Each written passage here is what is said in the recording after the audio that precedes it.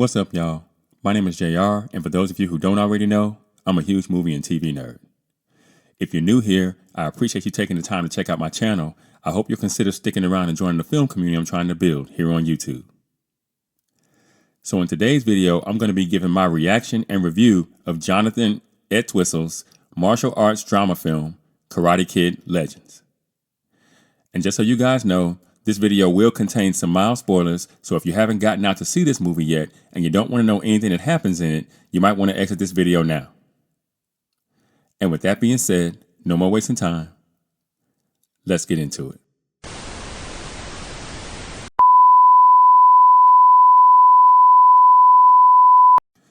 Karate Kid Legends is an American martial arts drama film directed by Jonathan Entwistle and written by Rob Lieber.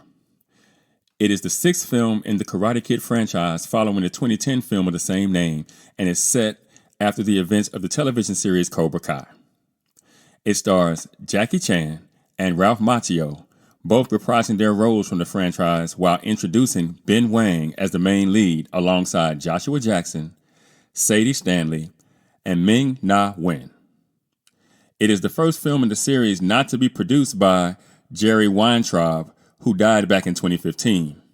It is also the first PG-13 rated entry in the Karate Kid film series. The film was confirmed to be in development in September of 2022 when Entwistle set to direct and Lieber set to write the screenplay in November of 2023. It serves as a continuation to the original films of the franchise and Cobra Kai, which starred Macchio, and the 2010 film starring Chan, merging them in a single shared universe. Casting took place from November 2023 to April of 2024. Filming took place from April to June of 2024. Produced by Columbia Pictures and distributed by Sony Pictures Releasing, Karate Kid Legends premiered in several South American countries on May 8th of 2025 and in Europe and Scandinavia on May 29th of the same year, and was released in the United States finally on May 30th. And to this point, it has received mixed reviews from critics. Now, at the time of the making of this video, the movie has a 55% on Rotten Tomatoes based on 104 critic reviews, and it does not yet have a popcorn meter as the film is just officially premiering today. The film has a Metascore of 51 on Metacritic based on 31 critic reviews, and it has a user score of 3.6 based on only 5 user ratings. And finally, the movie has a 6.5 out of 10 on IMDb with just over 3,000 ratings. Now, when I first got wind of this movie, I'll admit to you guys, the first thought I had was, damn, another one? But then you realize very quickly that this is just the mainstream film industry nowadays, right? Remakes, movies based on book series, and comic book movies is basically all we get nowadays. So this movie fell right in line with everything else we've been offered lately. So, looking at the film through that lens, this movie was fair game. Now, I also thought, damn, Ralph Macchio really is milking this Daniel LaRusso thing for all it's worth, right? One crane kick and my man can't let it go, right? But I guess I can't blame him, right? Because if studios want to back up a Brinks truck in his driveway every now and again, I guess he should let them, right? I mean, that's the cardinal rule, right? Secure the bag. But I personally think Ralph Macchio is getting a bit long in the tooth for this role. And it's definitely time to hang up his headband, if you're asking me. Just from a narrative perspective, right? It's getting a little hard to keep watching, right? Now, the first thing that I noticed was that the tone of the film is very different from the original Karate Kid films and even Cobra Kai. Even though, again, this is clearly a story that's meant to not only take place after the events of Cobra Kai, but it's also meant to take place in the same universe as the Netflix show.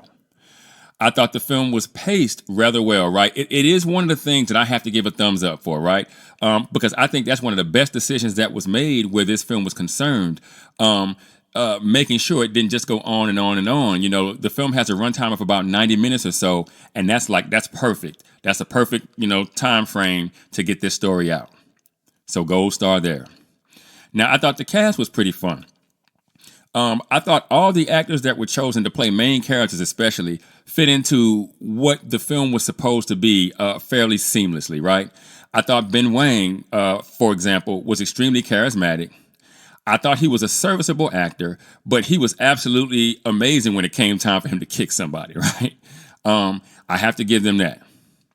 Now, I also thought the relationship between he and Sadie Stanley's character Mia was really cute on screen.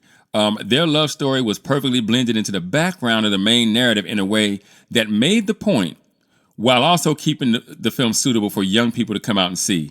I also thought that, Sadie Stanley probably did the most with the screen time that she was given, maybe even more so than any actor other than Wang did.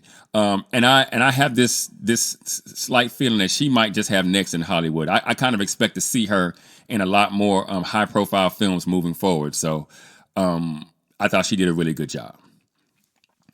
I like Joshua Jackson in this film, believe it or not, even though, the past role or two he's played has kind of been more like of a brooding kind of situation. He was more light, upbeat, and fun.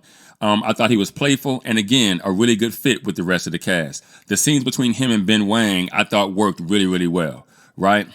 And while we're on that, I'll go ahead and warn you guys that the trailers that we've seen so far for this movie have been really deceptive as it pertains to just how much Ralph Macchio would be involved in the telling of this tale.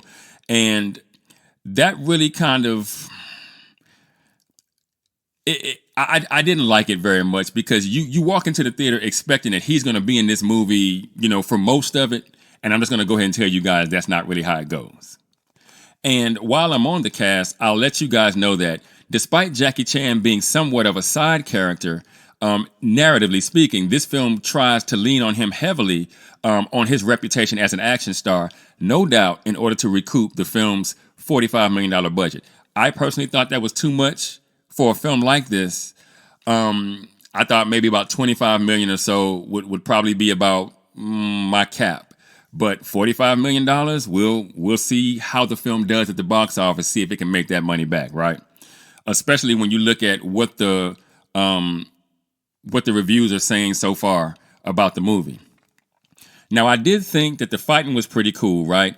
Much better than the old films. But I mean, it is 2025. The old films were made, a long time ago at this point. So you kind of expect, CGI and kind of the advancement in film technology and stuff like that. So the fighting is much better than, say, for example, in the original Karate Kid movie. Now, I thought that the writing overall was serviceable, right? I didn't have a real issue or problem with anything like that, the dialogue or anything like that. But I did feel like the beats felt a little reheated, right? Microwaved, if you will, as the writers seemed to just take beats from the first few movies and just reuse them, repurpose them. Whereas I felt like this was a chance for the writers to do something totally different. And I feel like that was a missed opportunity. Now, with that being said, this film does do like a serious fake out because the movie is not going to be about what you think it's going to be about. When you watch this, everything that you watch before you go into the theaters, the trailers and stuff like that, and then you watch the setup, the film ends up being not what you think it's going to be.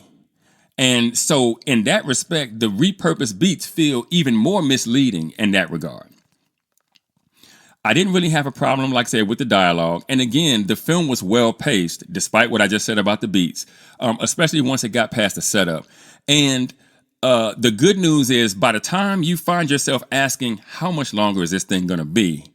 And I'll warn you, you probably will get to feeling like that at some point, especially if you're an older person, and especially if you've got knowledge of the original films. You will get to a point where you'll be like, okay, how much longer we got here? But by the time you start to feel that itch, so to speak, we're off into the third act and into the finale. So that's another good thing, like I said, about the pacing and the runtime. Now, overall, I'd give this film a 55% or 5.5 if you're thinking IMDb score. Look, if you're somebody who's a younger person or you're bringing young kids to see this movie that don't really know the original films like that, and you're coming into this as a fresh viewer, then I think this will be a fun film for you or for them. But if you're older like I am and you remember the original Karate Kid movies, you should understand that this one cannot compete with those films from a narrative perspective, right? Certainly not the first two, right? We all know the third one was whack, but there were reasons for that. But, I digress. I say all of that to say that this film is something of a fun summer movie, not to be taken too seriously, right? And if you can watch this film through that lens, it should make for a halfway decent way to spend an hour and a half with your kids. But what do you guys think? Have you seen Karate Kid Legends yet? If you have, what did you think about the beats of the story and how they relate to the Karate Kid films of the past? Let me know in the comments. And for those of you that might be new to the channel, be sure to like and share this video. If you really like the content, be sure to subscribe and hit that notification bell. That way you'll be notified whenever I drop a new video. You can also now support the channel by leaving a super thanks. If you should be so inclined, I'd greatly appreciate it.